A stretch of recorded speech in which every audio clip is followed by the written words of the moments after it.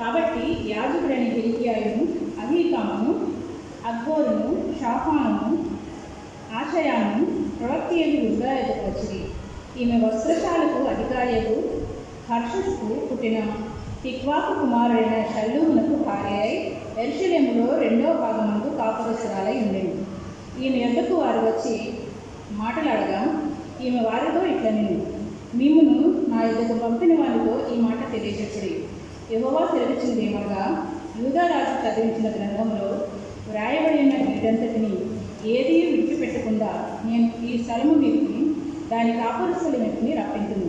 ఈ జనులు నన్ను విడిచి ఇతర దేవతలకు ధూపము వేయచ్చు తమ సకల కార్యముల చేత నాకు కోపం పుట్టించి ఉన్నారు కనుక నా కోపము ఆరిపోకుండా ఈ స్థలము మీద రగులు కొంచున్నది.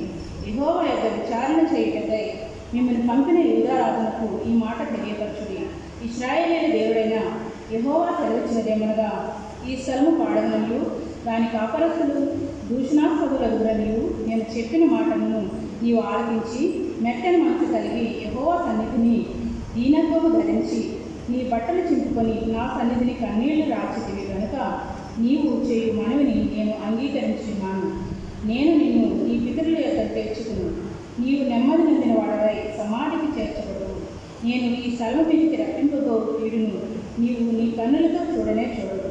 ఇదే యెహోవా వాక్కు. అంతటా వారు ఈ వర్తమానం